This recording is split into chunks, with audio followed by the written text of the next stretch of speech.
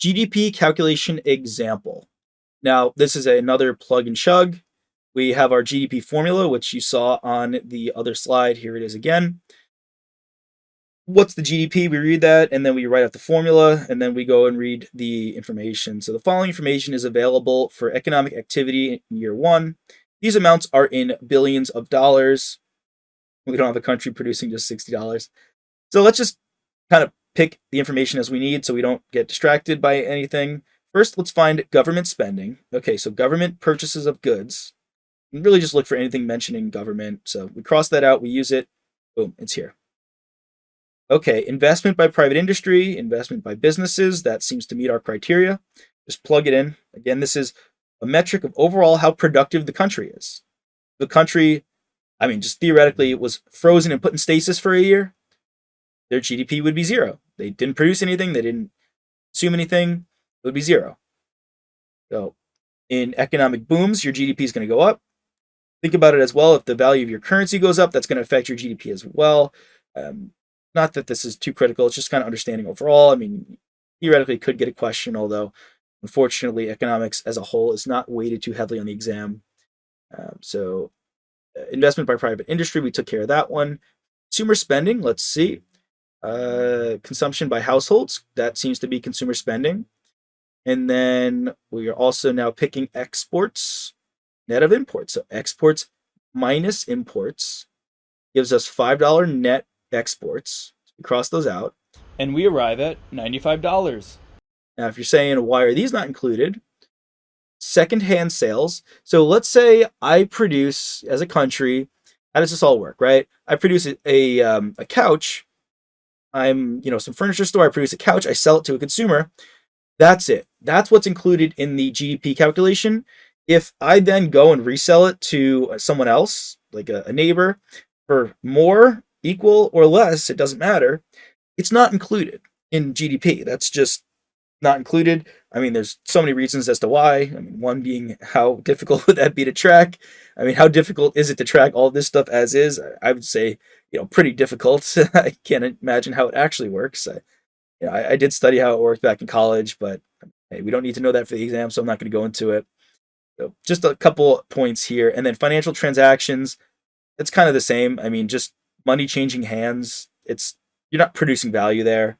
That's just, again, money. Financial transactions could just be me Venmoing someone. Like, where does the actual consumption come from? It comes from me taking my friends out for dinner and then Venmoing me, right? That's where that would come from. So these are not included because of those reasons.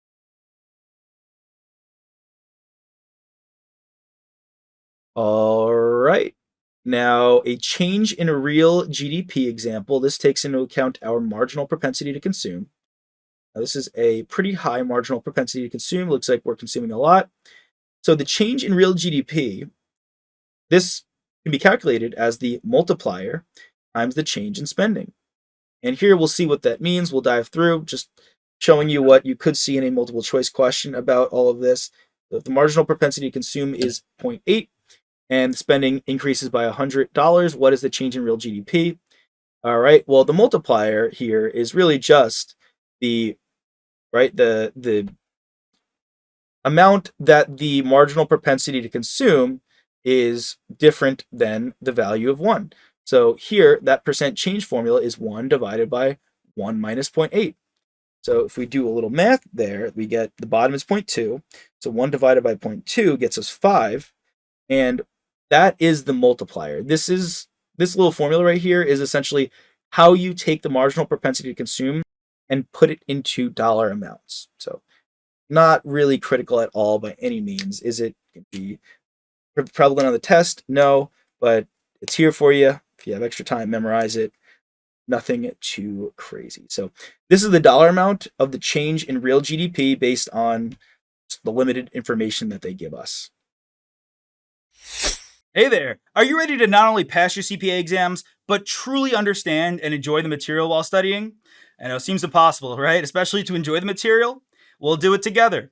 Tap into the power of CPA.examprep.ai, where we've got personalized quizzes, multiple choice questions, memorization guides, flashcards, simulations, all tailored to your learning. Our adaptive study planning puts you on the fastest path to success and lifts you back up if you fall behind. Avoid wasting your precious time and money attempting an exam with a low chance of passing, because who wants that? We want to get you through this process as quick as possible. Our exam readiness prediction lets you walk in with confidence, knowing that you're prepared for success on exam day. Thankfully, there's no payment method needed to get started, so why don't you come join us? Visit cpa.examprep.ai and let's achieve your exam success together.